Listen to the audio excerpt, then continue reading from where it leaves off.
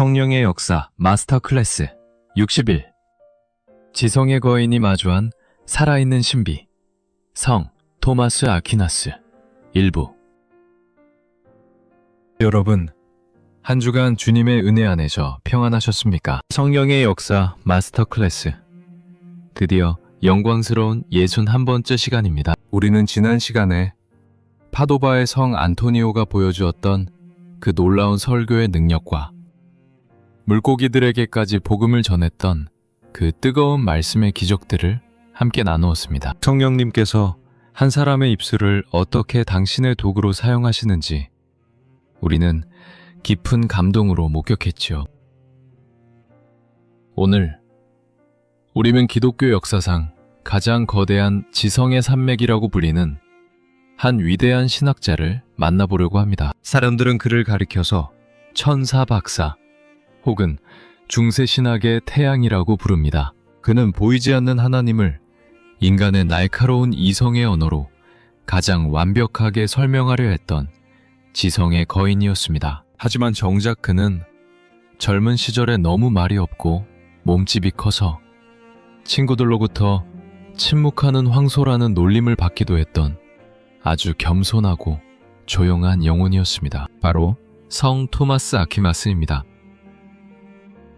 신앙과 이성이 어떻게 하나로 만날 수 있는지, 그리고 인간의 지혜가 어떻게 하나님의 영광을 비추는 거울이 될 수 있는지, 성령님께서 토마스 아퀴나스라는 이 특별한 인물을 통해 보여주신 그 장엄한 진리의 대서사시 속으로 지금부터 여러분을 아주 정중하게 초대하겠습니다. 이번 시간은 특히 그가 어떻게 가문의 반대를 꺾고 하나님의 부르심을 따랐는지, 그리고 그의 명석한 지성이 어떻게 형성되었는지 그 초기 생애를 중심으로 아주 깊이 있게 다루어 보겠습니다. 이미지 이야기는 서기 1225년경 이탈리아 남부의 로카세카에 있는 아주 강력하고 유력한 귀족 가문에서 시작됩니다. 토마스의 집안인 아퀴노 가문은 당시 신성 로마 제국의 황제와도 친척 관계였을 만큼 유럽 전체에서 손꼽히는 대단한 권세와 명예를 가진 집안이었습니다. 토마스의 아버지는 막내 아들인 토마스가 장차 교회의 높은 주교나 혹은 베네딕토 수도원의 원장이 되어 가문의 위상과 정치적 힘을 더욱 견고하게 다져주기를 간절히 바랐습니다. 그래서 아버지는 토마스가 겨우 5살이 되던 해에 유럽 영성의 심장이라고 불리는 몬테카시노 수도원에 보내 최고의 엘리트 교육을 받게 했습니다. 어린 토마스는 그곳에서 라틴어와 성경, 그리고 기초적인 학문들을 배우며 자라났습니다. 그런데 이 꼬마 아이는 다른 아이들과는 조금 달랐습니다. 그는 늘 수도사들을 따라다니며 이렇게 질문하곤 했습니다. 하나님은 누구십니까? 하나님은 어떤 분이신가요? 라는 질문이었습니다. 단순히 지식을 얻으려는 질문이 아니라 하나님이라는 존재 자체에 대한 아주 깊은 영적인 갈망이 어린 시절부터 그의 영혼을 사로잡고 있었던 것입니다. 성령님의 원대한 계획은 인간의 세속적인 야망과는 전혀 다른 곳으로 흐르고 있었습니다. 나폴리 대학으로 옮겨가 공부를 계속하던 청년 토마스는 그곳에서 당시 사회적으로는 아주 미천하고 가난하게 보였던 신생 수도회인 도미니코회의 수도사들을 만나게 됩니다. 화려한 옷을 입고 권세를 누리는 고위 성직자들과 달리 맨발로 구걸하며 오직 하나님의 말씀만을 전하는 그들의 청빈한 모습에서 토마스는 진짜 예수님의 향기를 발견한 것입니다. 이것이 토마스 인생의 첫 번째 거대한 전환점이었습니다. 이 가문의 영광과 권력을 바랐던 토마스의 부모님에게 아들이 도미니코회에 입회하려 한다는 소식은 그야말로 마른 하늘의 날벼락 같은 일이었습니다. 아버지는 분노했고 어머니는 눈물로 아들을 말렸습니다. 도대체 왜 그런 거지 같은 수도회에 들어가려 하느냐? 너는 우리 가문을 일으킬 기둥이다 라며 설득하고 위협했습니다. 하지만 토마스의 마음은 이미 성령의 불길에 사로잡혀 있었습니다. 그는 부모님의 허락 없이 몰래 도미니코회에 입회하여 본부가 있는 파리로 향하는 길에 올랐습니다. 이 소식을 들은 토마스의 형들은 황제의 군대를 이끌고 추격하여 길 위에서 토마스를 강제로 납치해버렸습니다. 그들은 토마스를 가문의 성 안에 있는 어두운 방에 가두고 무려 1년이 넘는 시간 동안 그를 감금했습니다. 가족들은 토마스의 마음을 돌리기 위해 온갖 회유와 협박을 다 동원했습니다. 한 번은 형들이 토마스의 방에 아주 아름다운 여인을 들여보내 그를 유혹하게 함으로써 그가 가진 수도자로서의 순결과 결심을 무너뜨리려 했습니다. 그 절체절명의 순간에 평소 조용하던 토마스는 타오르는 난로에서 빨갛게 달궈진 장작 하나를 집어들었습니다. 그리고 그 여인을 쫓아내며 방벽에 커다란 십자가를 그었습니다. 그날 밤 토마스는 천사들이 나타나 자신의 허리에 순결의 띠를 묶어주는 신비로운 환상을 경험하게 됩니다. 성령님은 그 외롭고 고통스러운 감옥 같은 시간 동안 토마스의 영혼을 더욱 순금처럼 연단하셨고 그가 오직 하나님 한 분만을 자신의 주권자로 선택하도록 이끄셨습니다.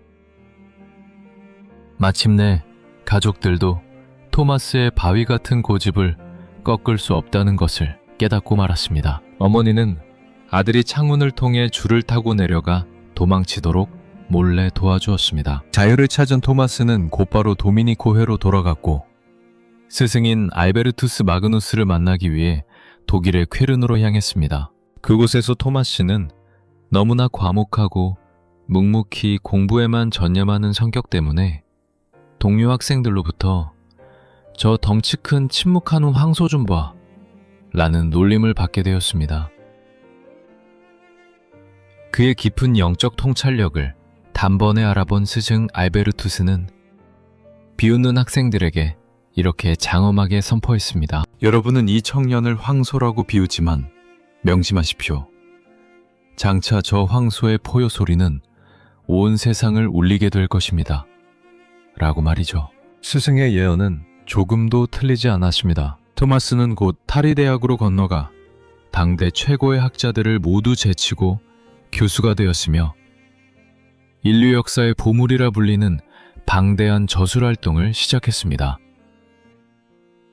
그의 대표작인 신학대전은 기독교 신앙의 모든 내용을 아주 치밀하고 정교한 논리적 체계로 정리한 위대한 금자탑입니다. 당시 지식인들은 이성과 신앙이 서로 싸우는 모순된 것이라고 생각하여 혼란에 빠져 있었습니다. 하지만 토마스는 성령의 조명 아래에서 이렇게 위대한 선언을 했습니다. 은총은 본성을 파괴하는 것이 아니라 오히려 본성을 완성하는 것입니다. 라고 말이죠. 즉, 인간이 가진 지성과 이성 또한 하나님이 주신 거룩한 선물이기에 그것을 바르게 사용하면 하나님을 아는데 아주 큰 도움을 줄 수 있다는 놀라운 통찰이었습니다. 토마스 아퀴나스는 보이지 않는 하나님의 존재를 5가지의 명쾌한 논리로 증명해냈습니다. 이것을 신존재 증명의 5가지 길이라고 불죠. 그는 우주의 완벽한 질서와 만물의 움직임을 보며 이 모든 위대한 시작점에는 반드시 제1원인이신 하나님이 계셔야만 한다는 사실을 이성의 언어로 완벽하게 풀어냈습니다. 그의 글은 마치 정교하게 지어진 거대한 대성당과 같았습니다. 단 한 문장도 허투루 쓰이지 않았고 모든 논리가 하나님의 영광이라는 하나의 정점을 향해 질서정연하고 장엄하게 흐르고 있었습니다. 하지만 여러분, 토마스가 단순히 머리만 좋은 학자였다고 생각하면 그것은 큰 오해입니다. 그는 공부하는 시간만큼이나, 아니 사실은 그보다 훨씬 더 많은 시간을 십자가 아래 엎드려 눈물로 기도하는 사람이었습니다. 그는 어려운 신학적 난관을 부딪힐 때마다 책상을 떠나 제단 앞으로 달려갔습니다. 성령님께 지혜를 구하며 머리를 제단 위에 대고 하염없이 흐느껴 울던 그의 모습은 항문하는 해미가 곧 가장 깊은 기도가 될 수 있음을 우리에게 몸소 보여주었습니다. 그는 말하기를 내가 배운 모든 지식은 책에서 얻은 것이 아니라 십자가 아래에서 흘러나온 것들입니다. 라고 고백했습니다. 토마스의 경건함은 그가 지은 아름다운 찬송가들에도 고스란히 담겨 있습니다. 오늘날까지 전 세계 수많은 성도들이 성찬식 때 즐겨 부르는 찬미가들이 바로 토마스의 펜 끝에서 탄생했습니다. 논리적으로는 차가울 만큼 맹철했던 학자가 하나님을 노래할 때는 세상 그 누구보다 뜨겁고 감성적인 시인이 되었습니다. 성령님은 토마스의 이성과 감성을 하나로 묶어 하나님께 드리는 가장 온전하고도 완벽한 제물로 사용하셨습니다. 그의 지성은 하나님을 설명했고 그의 가슴은 하나님을 찬양했습니다. 사랑하는 여러분, 오늘 성 토마스 아퀴나스의 웅장한 초기 생애를 들으면서 무엇을 느끼셨습니까? 우리는 지금 생각하는 것을 귀찮아하고 그저 일시적인 감정이나 자극적인 정보에만 휘둘리기 쉬운 시대를 살고 있습니다. 하지만 성령님은 오늘 토마스를 통해서 우리에게 아주 중요한 도전을 주십니다. 너의 소중한 이성을 잠들게 하지 마라. 명석한 지혜로 나를 사랑하는 것도 나를 영화롭게 하는 아주 위대한 예배란다. 라고 말이죠. 신앙은 무조건 눈을 감고 덮어놓고 믿는 것이 아닙니다. 내가 믿는 하나님이 과연 어떤 분이신지, 왜 그분을 믿어야 하는지를 깊이 고민하고 공부하는 그 모든 과정이 성령님이 기뻐하시는 거룩한 헌신입니다. 토마스가 자신의 모든 지성을 다해 하나님의 존재를 증명하려 애썼던 것처럼 우리도 우리 각자에게 주어진 지혜와 재능을 사용하여 이 세상에 하나님의 살아계심을 증거해야 합니다. 정직하게 질문하고 치열하게 답을 찾아가는 그 과정 속에 성령님은 반드시 여러분과 함께 하시며 진리의 빛을 비추어 주실 것입니다. 토마스가 가문의 모든 권력과 유혹을 뿌리쳤던 그 단호한 결단을 기억해 보시기 바랍니다. 그는 세상이 주는 화려한 옷보다 하나님의 말씀을 전하는 거친 수도복을 더 소중히 여겼습니다. 우리가 가진 것들을 다 버릴 수는 없겠지만 적어도 우리 마음의 가장 높은 주인 자리는 하나님께 돌려드려야 합니다. 내가 주인 삼은 모든 세상의 가치들을 내려놓을 때 비로소 하늘 아버지가 우리를 안아주십니다. 토마스가 감옥에서 십자가를 붙들었을 때 진정한 자유를 얻었던 것처럼 우리도 하나님 한 분만으로 충분하다고 고백하는 진짜 부자가 되시기를 축복합니다. 여러분의 평범한 일상이 곧 신학의 현장입니다. 직장에서 정직하게 일하고 가정에서 사랑을 나누며 세상의 질문 앞에 지혜롭게 답하는 그 모든 순간이 토마스 아퀴나스가 꿈꿨던 이성과 신앙의 조화입니다. 지성은 뜨겁게 단련하고 가슴은 맑게 유지하며 오늘 하루도 성령의 사람으로 당당하게 살아가시기를 바랍니다. 성령님은 토마스에게 지혜의 빛을 비추셨던 것처럼 오늘을 살아가는 여러분의 생각과 마음 위에도 가장 밝고 선명한 진리의 빛을 내려주실 것입니다.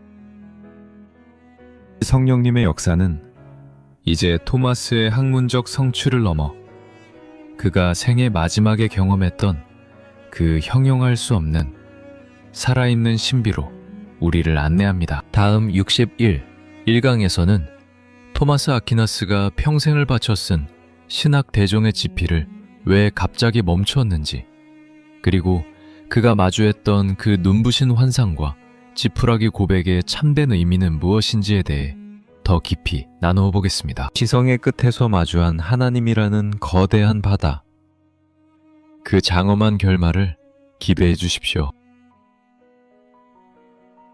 오늘 강의가 여러분의 마음속에 하나님의 지혜를 사모하는 거룩한 열망과 진리를 향한 뜨거운 갈망을 심어주는 소중한 시간이 되었기를 바랍니다. 여러분의 소중한 구독과 좋아요는 이 거룩한 신앙의 기록을 이어가는데 정말 큰 힘과 위로가 됩니다.